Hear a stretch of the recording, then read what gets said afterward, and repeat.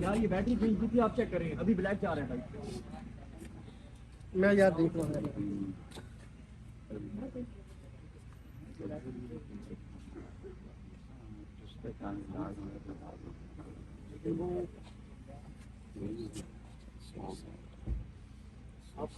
آپ یہاں پر پہنچے ہیں. سمیع رحیم صاحب رات سے یہاں پر موجود ہیں. عمران ریاض خان صاحب جو ہیں وہ ارشد شریف صاحب کی والدہ کے حکم پر یہاں پر پہنچے ہیں.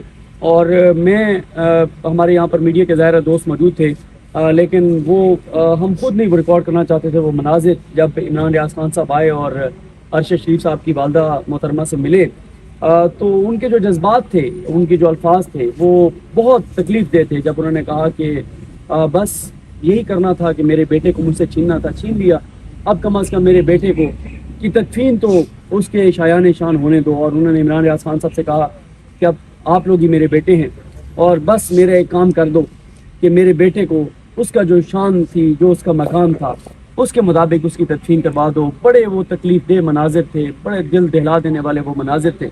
عمران بھائی آپ یہاں پر آئے ارشد بھائی کی والدہ کے حکم پر، کیا جذبات ہیں آپ کے؟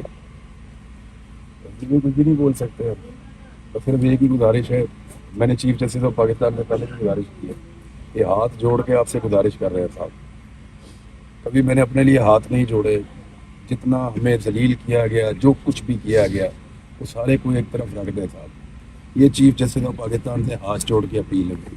میں نے آج تک کسی کے آگے ہاتھ نہیں جوڑے. وہ ایک ماں انتظار کر رہی ہے اپنے بیٹے کا. اس نے اپنا بیٹا، اپنا شوہر اس مٹی کو دیا ہے.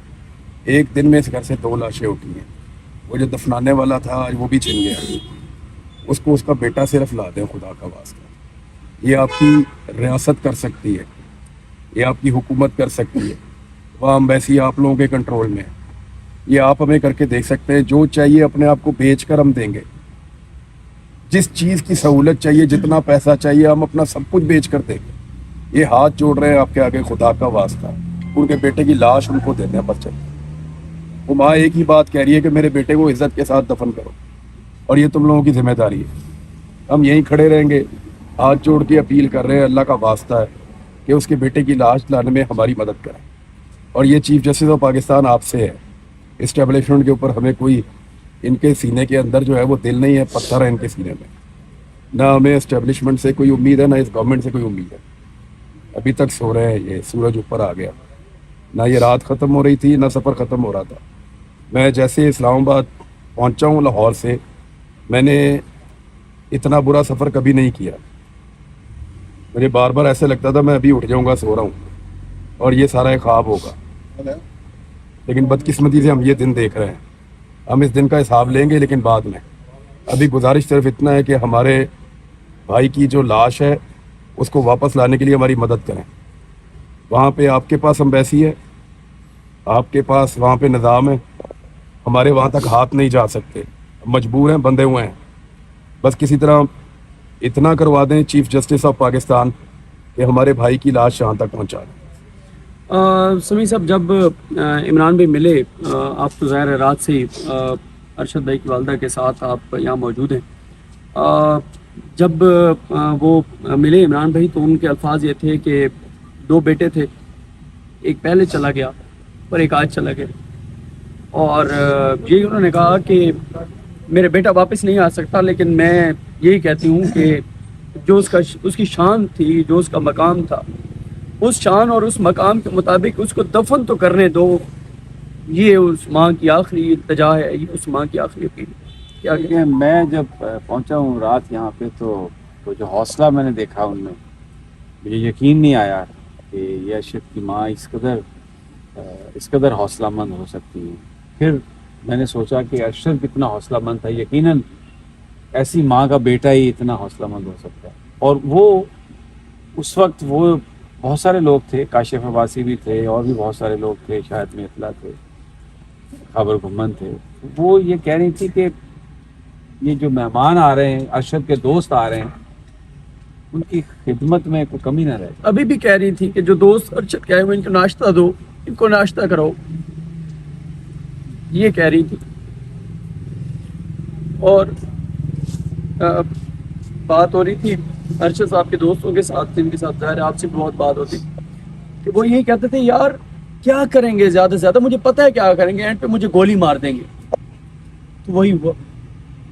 ادھر ایک دن یہ پارلیمنٹ ہاؤس میں وہ سینٹ کی کوئی کمیٹی ہے، جب لوگوں کو کوئی مارتا ہے تو وہ لوگ بیٹھتے ہیں اور بیٹھ کے کوئی وہ بات چیت کرتے ہیں. ان کی کمیٹی بنی ہوئی ہے داخلہ کی.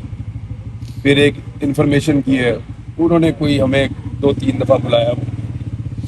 ہم وہاں شکایت لگاتے تھے، بتاتے تھے کہ ہمارے ساتھ یہ ہو رہا ہے. سب سے اچھا ارشد بھائی بتاتا تھا، ایک ایک چیز کاغذ نکال کے تفصیلات کے ساتھ، کانسٹیٹیوشن آف پاکستان پڑھ کے اور پوری تیاری کے ساتھ ارشد بھائی آتے تھے اور وہ بتاتے تھے. اس دن وہاں سے باہر نکلے نا تو ادھر کی گاڑی کھڑی ہوگی شاید ارشد بھائی کی، وہ گاڑی لے کر تو جا رہے تھے تو میں نے راستے میں روک لیا.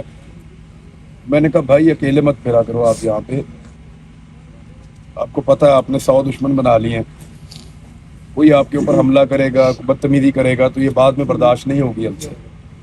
تو ایسے مت کرو، میں کوئی بندوبست کرتا ہوں، آپ اکیلے مت پھرو شہر میں.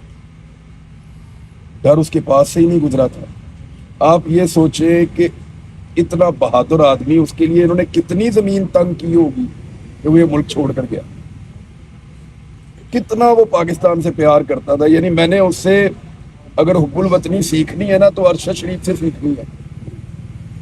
اس نے گلہ بھی نہیں کیا یار اپنے منہ سے کبھی.